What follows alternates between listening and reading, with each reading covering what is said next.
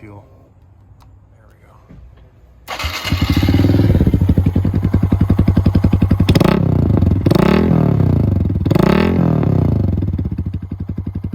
Not bad. Hey guys, welcome back to the channel. You've seen in the previous video where I stacked all that on my bike. So I pulled it out just to see what this would all look like together. And this is definitely a laugh. We're still gonna do that, but we gotta do a couple things in between now and then. And just looking at all the rust, that's what I get for. So this is now attached to the bike pretty firmly. That's a nice rack. But for now, we're gonna try and see what that's like to be positioned on top of this. The previous owner was kind enough to put all the spare parts into the top bag of the 1985 Goldwing. Yep, that looks pretty insane actually.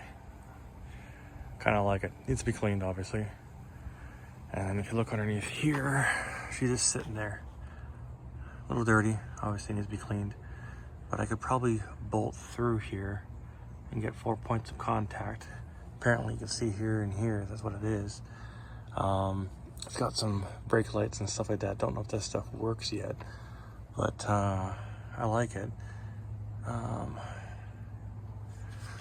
does that look from the rear? that is obnoxious.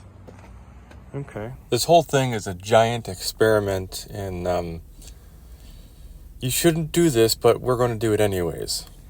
Ugh, look at that chain. Dang. That looks like nobody's even touched the chain. That was brand new. In comparison, that's my nephew's chain. That looks in way better condition than mine. Damn. Well, again, that's what you get for giving stuff away. So, anyways,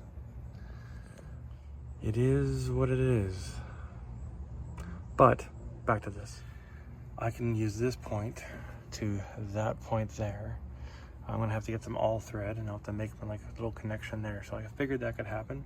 I could also bring it back to this point, so that could be brought back to that.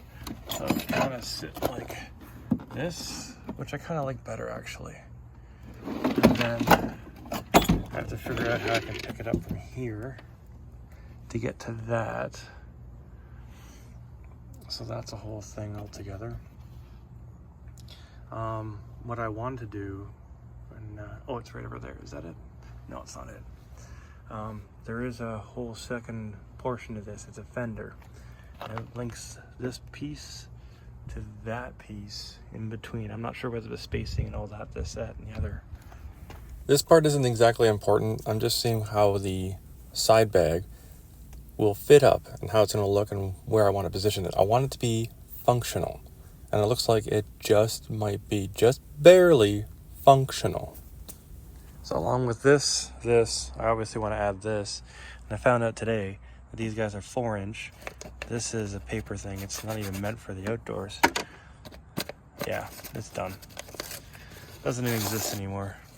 These might have been, like back in the day, the stereo was probably pretty loud. But that's done. That might have been 40 watts. No, not even close. That probably like 7.5. Like, I know that sounds specific, but this is tiny. It's like a computer speaker. I also want to remove this. Not sure what I'm going to do with this. I'm going to clear out all the wiring and stuff, and then rewire it for the headlight and the blinkers. And then the stereo will just have be 12 volts off of the battery in the bike. And then obviously a new stereo. So it'll probably go in here. That'll probably make something. I'll take this out. I might even make a whole dash for here, as you can see.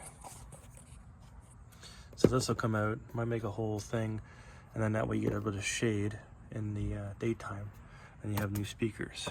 So 4-inch, nope, lost that. But yeah, apparently the speakers that people choose are marine grade 4-inch kicker is what people like online. We'll see what I choose. Might get the same stuff. But This is something rubber. Be gentle. Want to keep the look. Please pop. Oh, it just popped. Nice. Yeah, same thing. So somebody's already been in here before. This one's been up. No, that was probably, I never had it. So that's gone. This is definitely a different speaker. So somebody's been in doing this before and whatnot. But that's cool. They have a little sealant across the top here. So that's awesome. So yeah, and then we got vents and stuff for some reason. I'll keep these. And I'm gonna put the side mirrors on, so we'll get rid of those mirrors.